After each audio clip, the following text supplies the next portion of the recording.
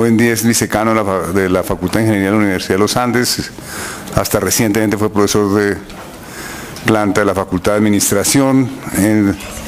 Tiene un grado de ingeniero eléctrico en la Universidad Nacional, es matemático, matemáticas avanzadas también de la Universidad Nacional, y tiene un doctorado en economía, en Mineral Economics de la Pennsylvania, de Penn State University, y ha sido asesor del Banco Interamericano de Desarrollo, ha trabajado en FEDesarrollo, y ahora está en la Universidad de los Andes, y con él desde hace días tenemos unas discusiones sobre el tema ambiental y de los recursos naturales en diferentes campos. Muchas gracias a Manuel y a los organizadores por invitarme. Mi planteamiento básico es que tenemos la oportunidad de transformar unas rentas de recursos naturales en infraestructura, capital intelectual e instituciones. Creo que un país como Colombia, por los datos que voy a mostrar, debe aumentar el consumo y transformación de mínimo costo económico y ambiental local de energía, que debemos concentrarnos en medidas de mitigación de emisiones que generen beneficios netos al país de manera egoísta, una política miope desde el punto de vista global, pero óptima para Colombia, porque nosotros no tenemos la posibilidad de hacer el cambio somos unos tomadores de política.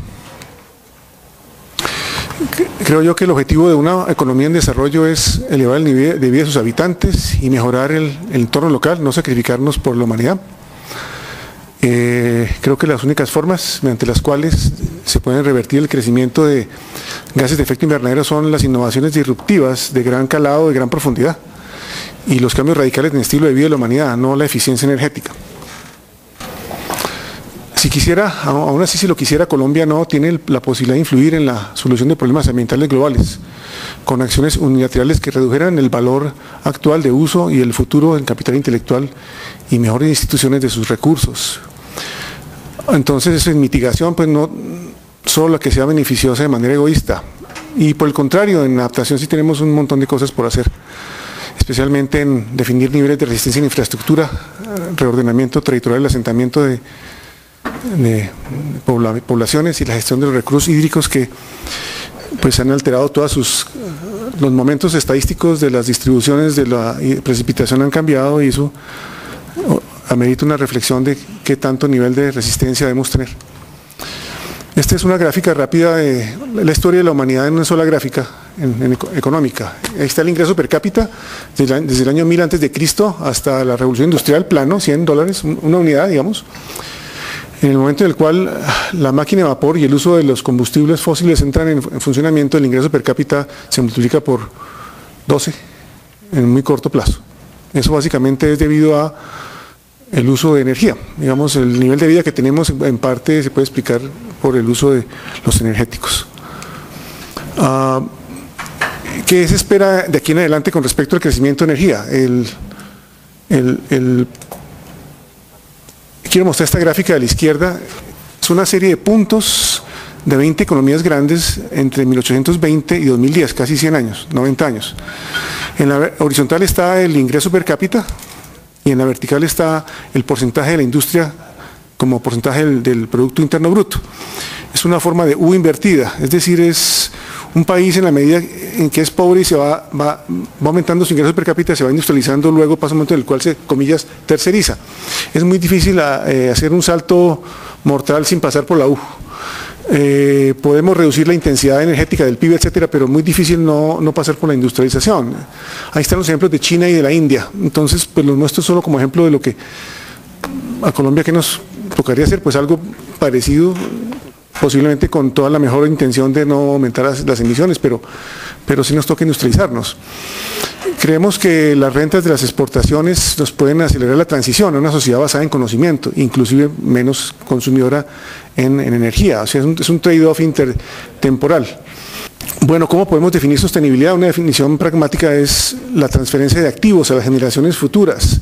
La transformación de barriles de petróleo o toneladas de carbón en software, teoremas y nuevas tecnologías requiere instituciones principalmente. Esta es una idea pues muy bonita y muy sólida de Richard Norgard, año 92, un paper muy interesante. Creo que yo apoyo ese tipo de idea y creemos que lo más importante de que le puede transferir uno a las generaciones futuras son instituciones capaces de crear valor y que no fomenten la redistribución ni el despilfarro.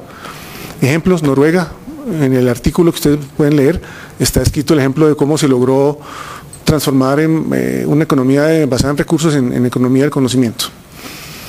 Bueno, ¿por qué en Colombia es importante hacer esto, usar las regalías y estos dineros de rentas de recursos naturales? Como no tenemos instituciones, nos toca pasar por la formación de capital humano. El capital humano sustituye provisionalmente la ausencia de instituciones. Si usted tiene una región aislada, pues 20 PhDs que sepan política pública, biología, física, ingeniería, etcétera, eso significa que en el largo plazo es más posible que una sociedad se desarrolle y pueda discutir mejor para dónde va que una sociedad que no tiene capital humano. Entonces la transición de capital humano, de regalías a capital humano, a capital social, a instituciones, pues me parece que es la salida virtuosa que debemos apostarle. Segundo, emisiones de Colombia. Colombia es menos del 1% de la población mundial en participación de energía primaria por combustión. No estoy hablando de agricultura ni de cambio de uso del suelo. Es muy pequeña, es menos que la proporción de población, y en emisiones lo mismo, en combustión. Ahí están unas tablas que no voy a mostrar, comparación de Colombia con América Latina, con China, con Nueva Zelanda, un país que tiene una canasta en proporción parecida a la de Colombia. Colombia tiene unos consumos por niveles en total y en per cápita muy bajos. Entonces no los voy a mostrar. La idea es que consumimos poca energía per cápita, consumimos poca energía en total, y además nuestra canasta energética es relativamente limpia. Hay una proporción alta de hidroenergía. Ahí está el futuro pues, previsto por British Petroleum de cómo se van a distribuir las diferentes formas energéticas hasta el año 2030. Ustedes ven que el gas, que es lo que está en rojo, va a adquirir una participación mucho más alta, debido en parte al uso de lo que se llama shale gas o gas de esquisto, y las renovables, que son esas franjitas pequeñitas que empiezan a mostrarse allá, empiezan también a tener una importante participación. Ahí están a la derecha, no los niveles, sino los porcentajes. Entonces ven ustedes la primera columna, el primer cilindro, ven ustedes una columna muy negra, muy gris, que era el carbón, ¿no? En la tasa de crecimiento del uso del carbón en la época de la primera industrialización, y ya en la derecha vemos una participación más alta de las renovables. El ingreso del mundo se duplicará en 2 décadas. Hay una alta demanda de energía y de proteínas, eso es importante. La clase media mundial va a crecer en China e India. Hay 3.000 millones de hindúes chinos que van a comer proteínas 3 veces al día.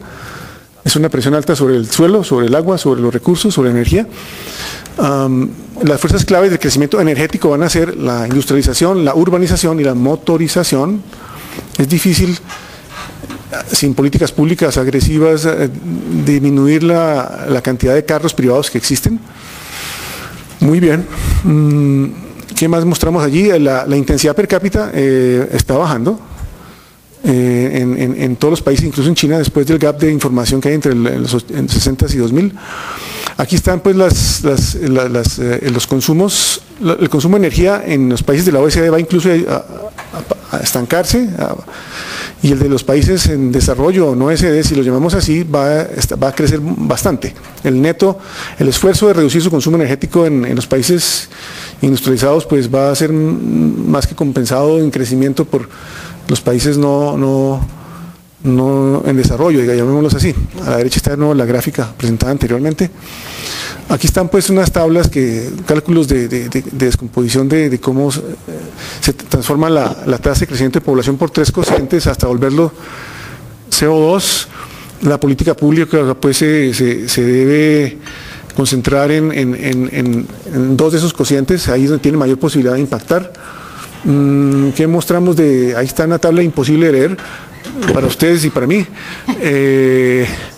Ahí están pues si Colombia creciera ahí tengo unos cálculos si Colombia creciera al 2,5% En emisiones no alcanzaría siquiera pues la media latinoamericana en 28 años. Bueno, ¿qué más digo yo acá? Esta es una predicción de para dónde va el PIB del mundo, la energía del mundo y el CO2 del mundo, del 2010 al 2030. Si me tocara apostar algo para Colombia, yo diría que en las tres curvas estaremos por debajo, con menos velocidad. Menos velocidad de crecimiento del PIB, menos velocidad de uso de energía y menos velocidad de uso de CO2. Bueno, esto es unas curvas muy parecidas a las de consumo, estas son las de emisiones. Las emisiones en la curva muy parecida que me presenté hace 4 o 5 slides antes, la energía baja, se mantiene constante. Aquí las emisiones van bajando en la OECD. Y la curva de crecimiento de CO2 es decreciente, es creciente a velocidad decreciente. Ahí están al lado derecho gráficas de las emisiones en el escenario base, que es una curva cóncava creciente, pero decreciente en velocidad. Un caso con políticas moderadas y un caso pues ya radical de cambio de cultura de la humanidad, etcétera, la roja, en la cual hay un cambio brutal en el cual en 2030 alcanzaríamos los niveles del 2010. Bueno, ahí están lo mismo. ¿Qué podemos decir de Colombia? En resumen, un país pequeño en consumo y en producción de energía en términos absolutos y relativos. Sus emisiones son marginales, crecerán en su proceso de industrialización y por el aseguramiento de la confiabilidad en la generación eléctrica, que requiere un poco más de termoelectricidad, dado que somos demasiado dependientes de la hidro. Va a haber un periodo de aumento global de la participación del gas en Colombia, posiblemente, y de las energías renovables, que le quitarían participación al petróleo y al carbón. Y en el mundo, pues un aumento del consumo global y las emisiones por el crecimiento de la clase media mundial. Muy bien, aquí discuto lo de la tasa de descuento con la cual se deben evaluar los proyectos de largo plazo, no quiero detenerme, simplemente que hay una componente que es de lo que se llama impaciencia pura, que es el término ROE, y otra parte que tiene que ver con el crecimiento. Algunos economistas han criticado la impaciencia como algo antiético, pero parece ser que es una característica biológica, digamos, eso lo está en nuestras moléculas, ¿no? Y es una herencia del paleolítico posiblemente. Hay unos estudios pues, que muestran algunas características de la evolución de la confianza, etcétera. ¿Y por qué existe la impaciencia y la tasa de descuento? Es porque no hay instituciones para valer un contrato en el futuro. Como no hay forma de hacerlo valer, yo descuento, si me prometen uno, yo sé que es medio. No, si no hay quien me ayude a defender mi derecho, pues esa es la forma de descontar que hay en el paleolítico y que lo heredamos todavía, lo tenemos en la amígdala y el cerebro de Broca. En medio del paleolítico nos quedan 5 minutos. 5 minutos, sí, ya va a acabar. Bueno, aquí discuto pues, básicamente yo quiero mostrar simplemente que hay un economista, se llama Martin Weidman, que seguramente ustedes conocen, que sin apelar a argumentos de equidad intergeneracional, logra demostrar que la tasa de descuento de proyectos de largo plazo y de impacto incierto es decreciente a lo largo del tiempo y por tanto pues eso le da una importancia al futuro, así no lo quiera uno por equidad. Eso, y un trabajo mucho más reciente que es mucho más interesante, el de 2011, de Weidman, plantea que parece que la distribución de eventos catastróficos por cambios climáticos tiene unas colas gordas, es decir, exceso de curtosis, lo cual hace que los eventos catastróficos tienen una probabilidad más alta de la que uno se imagina y por tanto las medidas de adaptación tienen que ser y de mitigación tienen que ser muy agresivas. Es algo importante de ver, ese paper lo recomiendo. Muy bien, voy a pasar de una vez a las conclusiones para Colombia. Y para el mundo, hablar de un orden energético mundial no es tan complicado como uno se imagina. En un artículo de Foreign Affairs de hace un par de años de Víctor, un economista de Stanford, pues se plantea que simplemente falta poner de acuerdo a China y Estados Unidos. No hay que llamar a 100 países a que se pongan de acuerdo porque nunca lo van a hacer. Bueno, eso en cuanto a orden energético mundial. Muy bien. Para Colombia, usar las rentas, como ya lo he dicho, en recursos energéticos para acelerar industrialización, crear capital humano como precursor de buenas instituciones y algo muy importante que me ha hecho notar Manuel Rodríguez en la presentación previa, hace 15 días, es necesitamos una adaptación muy fuerte, determinar el tipo de infraestructura que necesitamos en un ambiente de cambio muy fuerte del régimen climático, mirar el ordenamiento territorial y sobre todo los recursos hídricos en los cuales el país es muy abundante. Está cambiando en todos los momentos de la distribución, como decía anteriormente, y nos toca pues hacer un esfuerzo muy grande de revisar toda la política de manejo de cuencas, de políticas de control de inundaciones, de uso de la hidroelectricidad, agricultura, etcétera. Es un momento importante y creo que muchas multilaterales están trabajando al respecto, tratando de financiar proyectos de este tipo. Bueno, muchas gracias.